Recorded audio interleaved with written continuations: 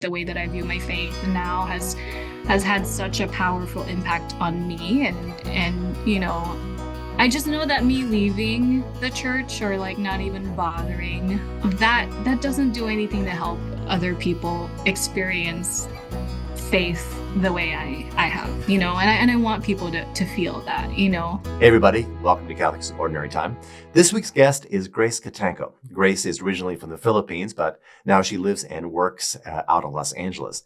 And she's one of those young adults that has this story about coming to faith within her family and culturally, certainly. But then what are the steps that she took to make her faith her own and really make her parish her own? So I think you're going to enjoy this. Welcome. It's nice to see you. How are you these days, Grace?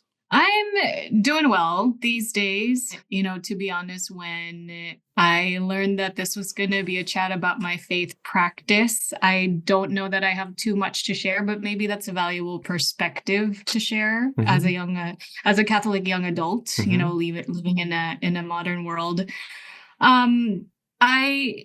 We're in the middle of Lent. I feel like in previous Lents, I've probably had a more routine, regimented prayer practice. But I don't know. Strangely, I feel really close to God still now, without doing. I know I should probably have a routine still, but without really doing kind of sticking to like a devotional or anything like that, if you know what I mean. Yeah. I think I recall that you certainly were raised Catholic, and not just Catholic, but culturally Catholic as well. Can you tell me? Yes. Can you tell me what your family Catholicism looks like? Yeah. So I was born in the Philippines and I lived there until I was 14. I was definitely raised in a very, very Catholic environment. Everyone I knew growing up was Catholic. Like, even outside of school, I went to like an all-girls Catholic school, but even outside of that, Philippines is a very culturally Catholic country, especially where I lived. So I really didn't know anything else beyond that. And my family was also very religious, very devoted to a lot of different, what you would say, very Catholic things. Like we prayed the rosary every night. Their strong devotion to Mother Mary, and all the saints, all of those things, especially on my mother's side, I think.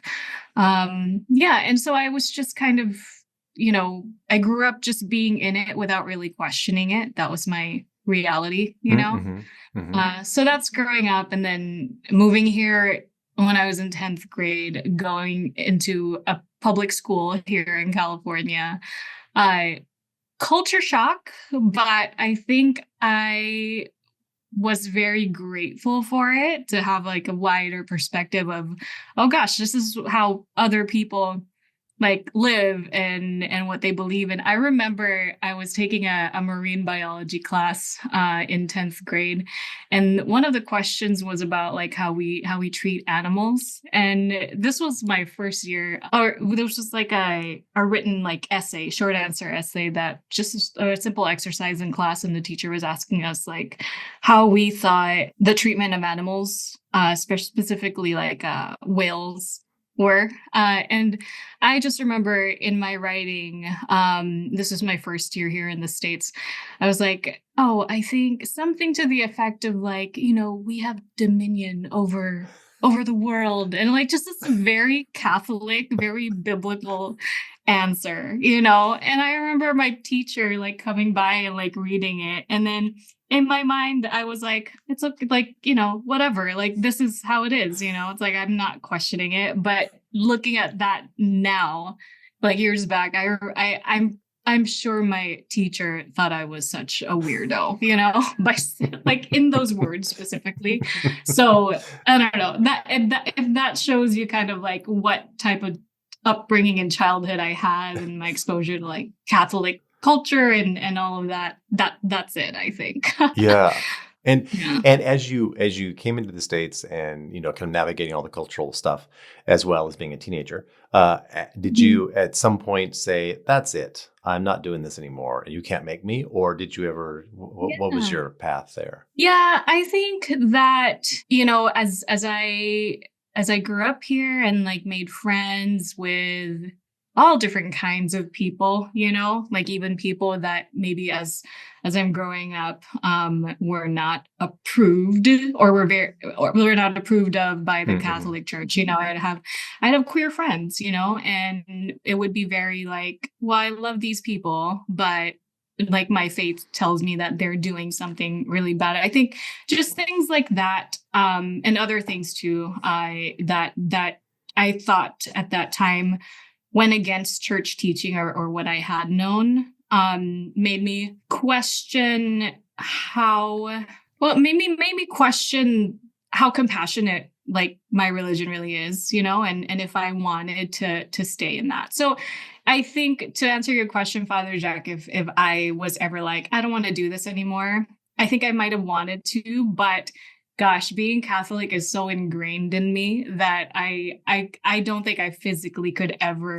like decide to like leave it, and I say that because it's like, even if at some point, maybe probably like in my early college years, I was really open to kind of like, I wouldn't say practicing other religions, but I don't think I ever really devoted too much time into that. But having an open mind about learning Hmm.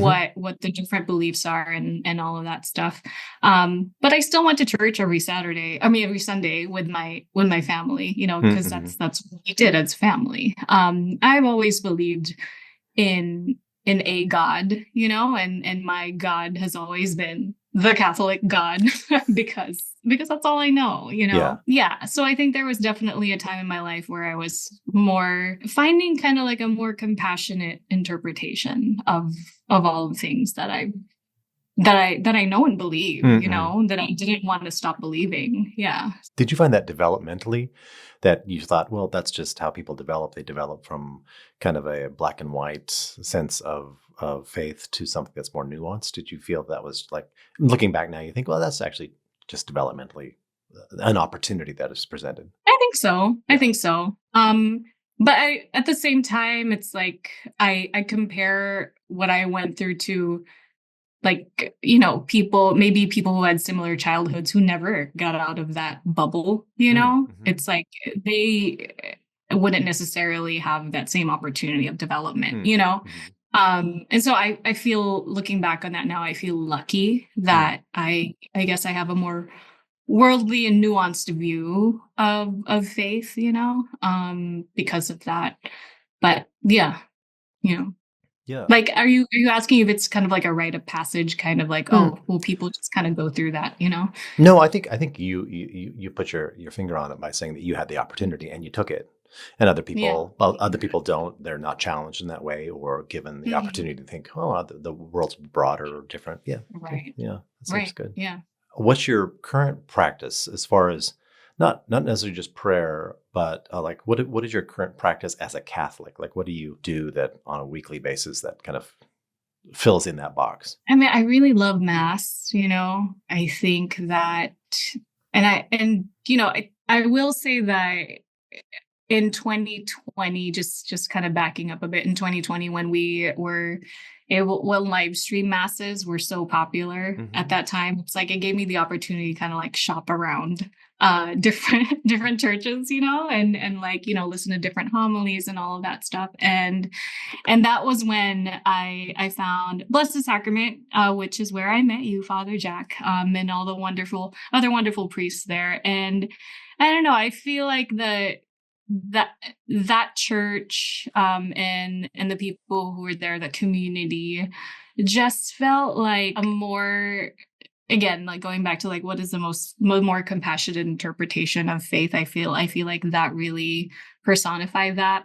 But anyway, I say all of that because from then on, I feel like I've been able to develop a personal relationship with God and with Jesus, and I'm gonna relate it back to the mass. But in the mass, I really feel the closeness that I have with other people through Jesus, and I just find that so fulfilling because, if I'm really kind of going deep into like why what if I'm looking for compassion, that's all relational, that's Mhm. all like how am I in relation to this person that I don't really know. If we're all receiving Jesus through the Eucharist, that means that we are all Jesus. We're all connected through him, Mhm. and I find that so powerful. So mass is something that continues. The Eucharist is something that absolutely just spiritually feeds me. And then other than that, I think that the practice of just finding God in everything, I really even if I have a day of where I don't like sit down and like, do the sign of the cross and do like a traditional prayer, quote Mhm. unquote. Like I feel like, when I'm walking my dog, I feel the sun and I feel like, just being in nature, it's like I always think of God, that's a gift from God and for me and for everyone.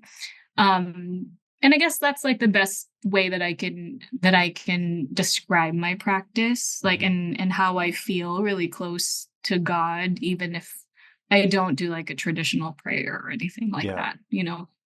Yeah. And did you sound like well, you are a thoughtful person, but you've given this a lot of thought and you've been paying attention. Mm, Was there a mhm. moment, was there like a retreat experience or something that shifted from kind of rote stuff to something more the deeper, or was it just gradual? Yeah, absolutely. It was the first spiritual exercises that we did Mm. at Blessed Sacrament a few Lent seasons ago. So yeah, I did that for the 40 days of Lent. I'm not sure if that matches. Is it 40 days, the Mm. retreat itself? Yeah, Lent is 40 days, but yeah. like the retreat, yeah. It's Mhm. 4 or 5 weekends. Yeah. So 4 or 5 weekends, yeah. yeah. So I did that, and I really think that challenged me to view God, to view Jesus as a person in my life, Mm. rather than this like amorphous entity that I pray to for like, world peace or whatever. But through the exercises that really challenged me to put a face and a body and like a voice Mhm. to God, and yeah, I remember doing those exercises, and at one point there was one where I was to imagine myself with Jesus in the upper room, and then I was like, let me just like I'm having a hard time like connecting with this because I whatever face I imagine for Jesus is just it's just a face, And so I challenged myself to imagine my brother, my older brother. And that I think made it feel weird, but also it really helped me Yeah. kind of like, okay, like this is a real person and a real person in my life who I am in relationship with. Yeah. So that was really powerful to me. Yeah. And as I recall, I think you have a master's of public health. Is that correct? Yes, I Yeah. do. And Hmm. then you work in a nonprofit. Are you still working in the nonprofit? Yeah, Yeah. I How am. Yeah. how does and I think it's securing grants. Is that correct? Or dispersing them? Part of it.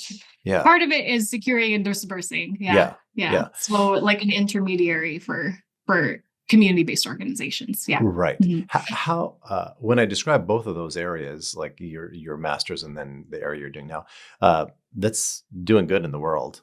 Do you see that connected to your faith, or how does that seep in? Yeah, 100%. I think that, and I always think of my career in this way. I don't ever feel like I made a deliberate decision that I want to do this with my life as a career, and I've Mhm. always been kind of driven with something where I feel useful, something where I am helping someone. And I, Mm. I, I know for a fact that is very rooted in my faith and my, just the importance of showing Jesus' love to others by helping them. But uh yeah, and even more so now, in thinking about the practice of um seeing God in everything, and treating this world as a gift from God to us. That informs my work, and I feel that so much in my work because particularly the project that I'm working on right now is for park and green space equity. So that's ensuring that everyone, no matter what your race is, no matter how poor or rich you are, has access to nature, essentially, and through that, it's like I really feel like land, nature, um parks, green space, that's all a gift from God, and everyone should have access to that. And that's absolutely one of the drivers for me is, like the love that I feel from God by walking my dog and feeling the sunshine and being in a nice park. It's like I want everyone to feel that, it's like the closer we feel to creation, even it's like for anybody, I think that awakens something spiritually, like even if it's not a Catholic God, for anybody it's a step closer Yeah. to God, because that's God, Yeah.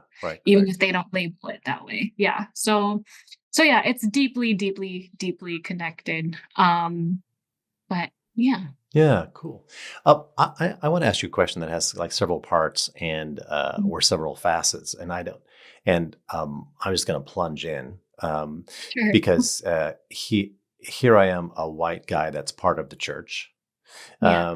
and just to how do you navigate? You're a Filipina young woman in the church, and how do you navigate, like why do you bother staying in a church Yeah. that isn't completely open to women's gifts, number one, and Yeah. number two, it seems to me, from my viewpoint, when I look at the Filipino community, uh, I almost always see the power being held by older women, Yes. and I was like, okay, so there's that element too. So how do you what are your reflections on that as you kind of move forward? Yeah.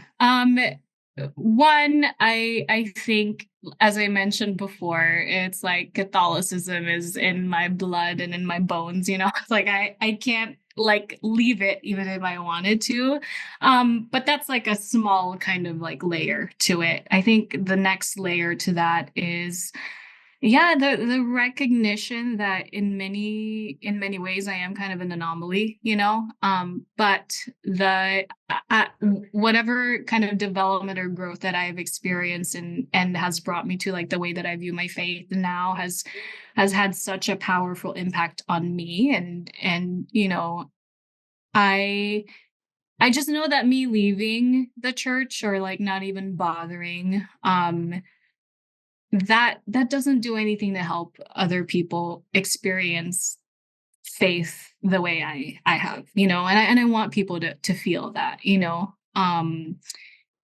And so I think that's what drives me. I It's funny, like last week we had a young adult retreat at church, and I think one of the fruits, or the theme was radical love, and I think that one of the fruits that retreat has had given me is, I or one of the questions I was asking myself is like, how do I transform my love that I have for my community, for others, into radical love? And I think one of the answers to that I got from the retreat is just to act more boldly, and that means to like get out of my comfort zone a little bit. It's like I feel like I can help somebody feel closer to God and feel closer to the church community, by just like sharing my experiences and sharing my perspectives, I think it's a gift from God how I view things now. And what I got from that retreat is like, I think God wants me to share that. God wants me to stay, even though and I know like institution is thousands of years old, slow. I mean, change will be very slow in a generational work. That understanding also keeps me keeps me in it. Mhm. It's like I'm doing what I can to create this like compassionate, again, the compassionate view of faith. Yeah. So that's what keeps me in it. Yeah.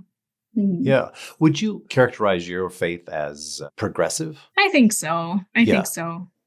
Yeah, and my I think my definition of progressive will just be, it's like um something that is less othering, you know? Mm-hmm. So it's That's a like good way. breaking down the us versus them. Yeah. So I think my faith is progressive compared to maybe older, more traditional ways that the church has been. Yeah. Yeah. Yeah. And Mhm. do you select a parish because of their where they are on the progressive conservative or progressive traditional, I guess, Mhm. spectrum, or is it the music, the preaching, the hospitality, a combination of things, or what really is a deal breaker for you as far as showing up? Right now it's the community, Mm-hmm. really. Like I've what the initial hook was the I really felt like this church had more progressive views, you know. But now it's really the community. It's like I've learned to, and this is the first time I actually feel part of a church community, you know, like ever prior to this, I'd go to mass and maybe I was like a lector once or twice in a previous church, but never stayed for the coffee and donuts, never went to like the Mardi Gras parties or anything outside of that, you know, but like I gave myself a chance to do all of that in this community, and you know, these are my friends, my brothers and sisters in Christ, and I think that really is what keeps me in the church. Yeah. Yeah. Well, Or not in, yeah, it's what the draw is now for this particular parish. Yeah. gosh, that's great to hear because I think that's exactly what is possible, Yeah. and it's the hope is that people begin to show up for one another. You know, Mhm. is Yeah. that if you're not there in not only in kind of an abstract sense of like when you're not here we miss you, like, well, actually we do miss you, we wonder where Grace We is. physically miss you. Yeah. Yeah. Yeah. Mhm. Yeah, absolutely. Given that your experience of that parish, how are you about inviting people to come with you to church? I can be better at that, Father Mm, Jack. Like I probably don't. Yeah. And yeah, it's tricky because I think that I'm hyper aware of how a lot of people have experienced religious trauma, you know, or like just are stuck in an understanding of church that isn't compassionate. And so I never want to push people into that. hmm. And I guess I'm thinking of people who are unchurched, you know. It's easier for me to invite some friends I know that who are, you know, Christian or practice faith of some kind. But yeah, that's something that I need to be bolder with, I think, is to invite people in to that community, to that church. Do you think people widely are indifferent to the church, or have actual religious trauma, or they're just working from kind of a received notion within the culture that there is religious trauma? Do you know what I mean? Yeah. Probably the third, but to Mm, be honest, I, you know, there have been times when like people outside of my church circle, I'd like I'd like share in passing that, oh, I'm doing this at church, you know, or they learn that I actually like volunteer a lot in the church in my free time, you know, or like I start describing like, oh, how did your weekend go? It's like, oh, I did all of these, I spent it all at church, you know. And it's like to me it's an internal like, oh my gosh, they think I'm some kind of like church freak or something. But every time that I've shared that, people have been so like, oh, that's nice, you know. It's like, mm, that's so great that you have a community and like you are able to like give of your time in that way, you know, and you find it meaningful. So I know it's like it's a challenge for me to be hmm. more comfortable. Maybe I'm the traumatized one, you know, that needs Yeah. to break down my own walls, you know.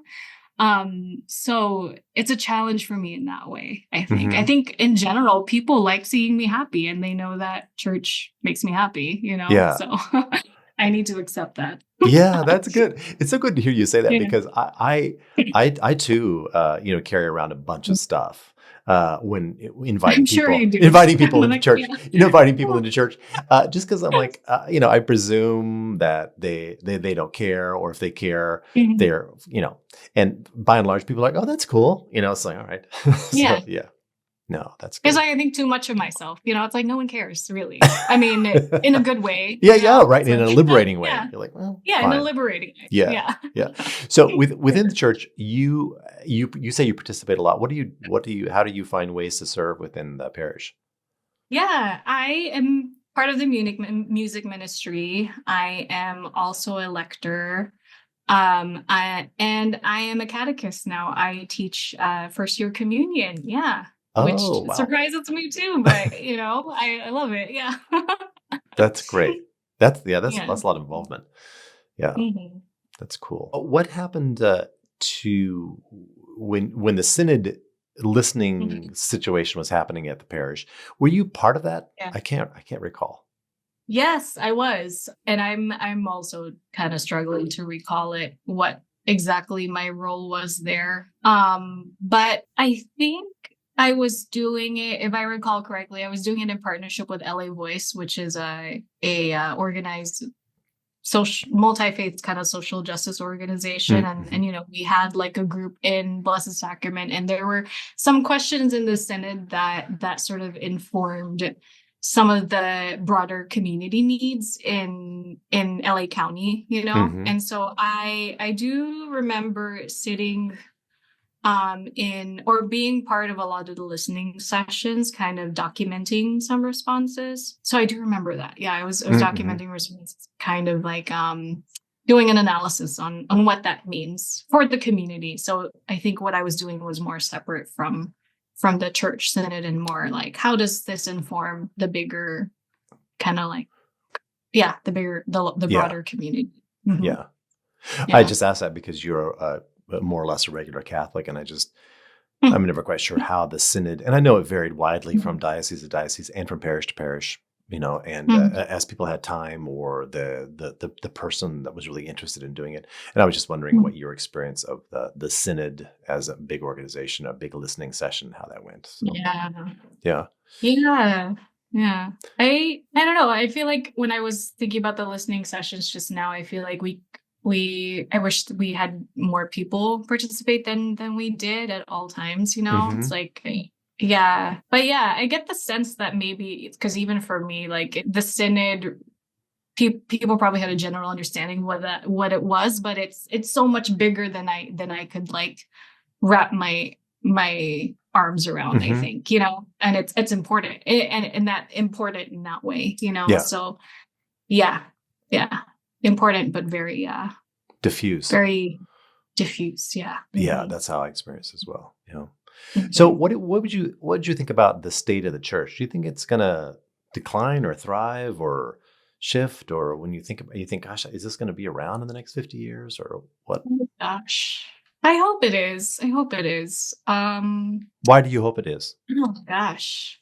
Ah, that's hard. That's a hard question to answer, because on one hand, I feel like if there are more people who are probably like similar to me, who are willing to have that open mind and open heart, and also the patience um to know that change is generational. If you desire change within an Hmm. institution like the church, then I think that the church will be around. But yeah, and I hope it is, because and I know it'll be around. And I say I hope it'll be. I guess my hope is that it will continue to.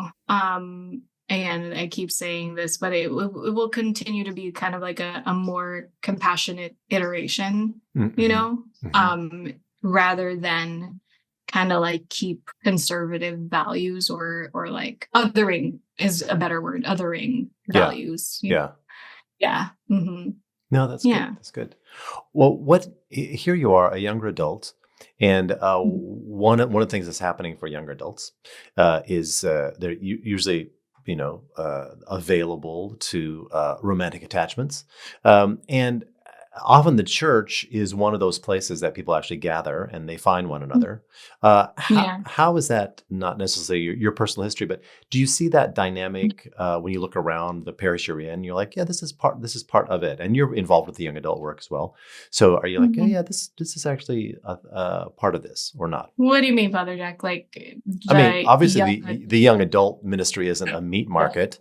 However, it's hard. It's more and more Mhm. challenging to locate people Mhm. in like a big city like Los Angeles, right? And like, Right. does the church serve as one of those places where Yeah, like-minded to like people find one meet. another? Yeah, to like meet potentially someone to date or be in relationship Yeah, with, yeah. particularly who are in the same. I think it works for a lot of people. I personally find it intimidating. I don't Hmm. know. It's like I feel like for me, my motivations to join a young adult group is not, and that wouldn't be one of them. For Hmm. me it's like very much about like building community and like having friends. For me, if it was advertised as, or not even advertised, if it was known as a place like, oh, this is where young Catholic singles meet each other, like I would probably try to avoid that, in all honesty. That would just Understood. scare me away. Like, Yeah. oh no. Yeah. But others may have a different view of that. I know others are seeking that. Yeah. Yeah. Yeah.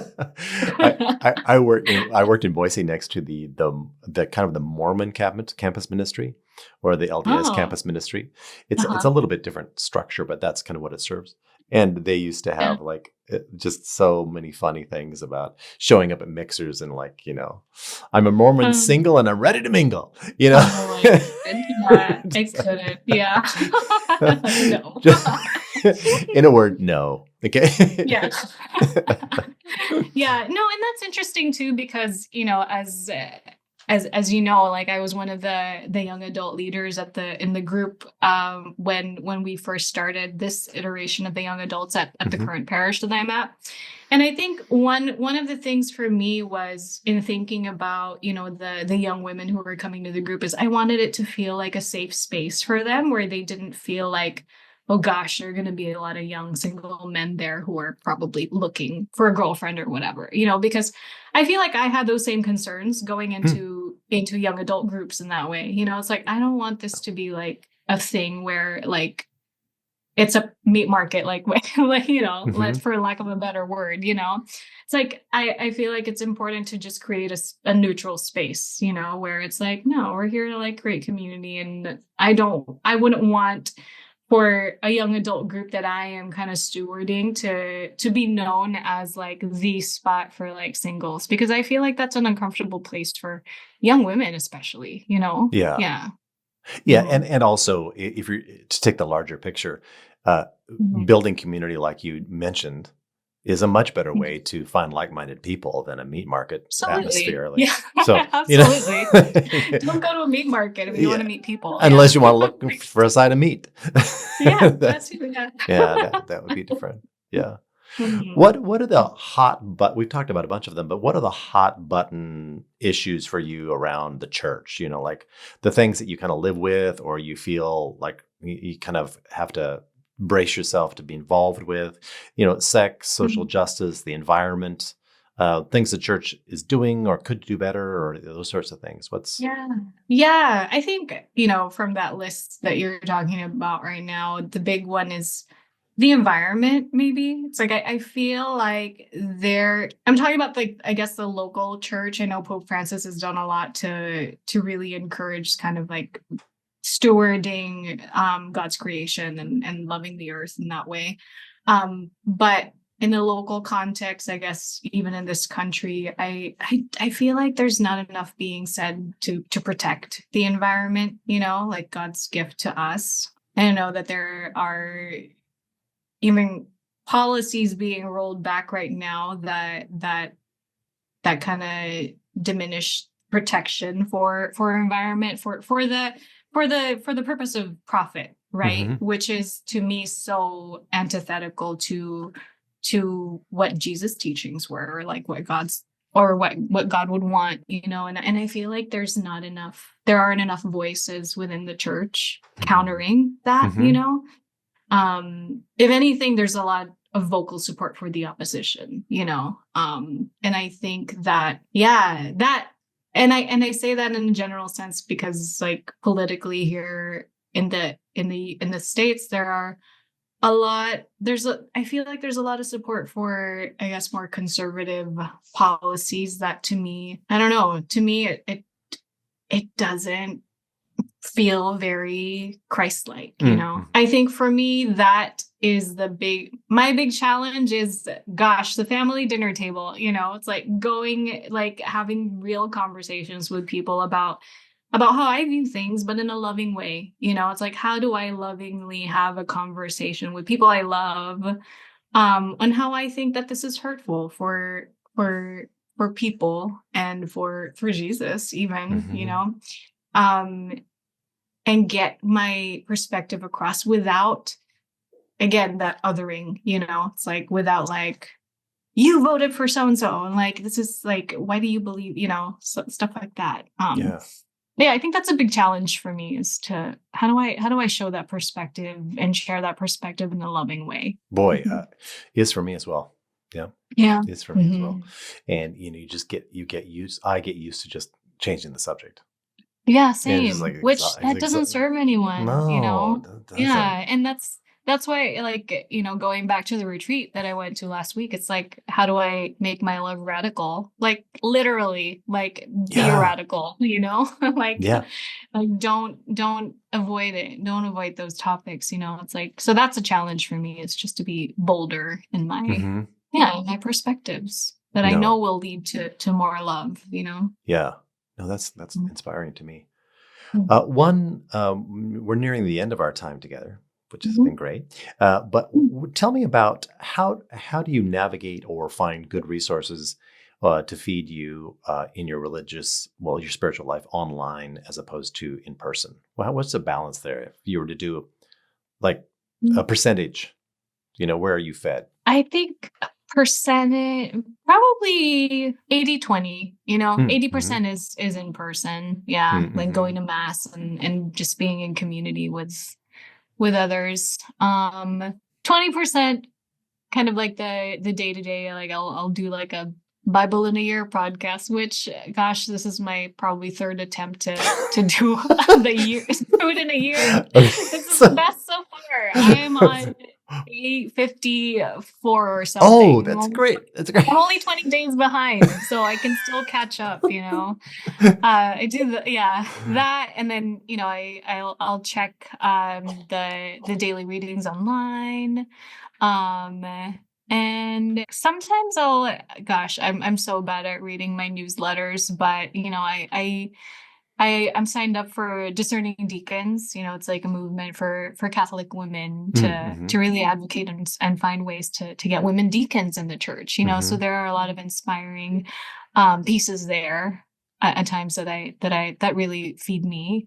Um, yeah. So those Oh are yeah, those are good. some examples.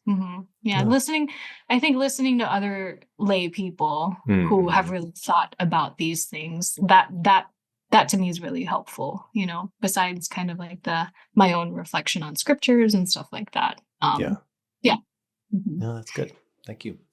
Thank you so much for taking the time. Yeah, That's my really, pleasure. really a pleasure to spend time with you. That's really nice. Yeah. Really nice. Thank you so much, Father Jack, for the Yeah, invitation. This was sure. very nice. Thank you so much for listening to Catholics in Ordinary Time. If you like what you're hearing, please consider subscribing so you don't miss anything. And also, please recommend this to friends and family.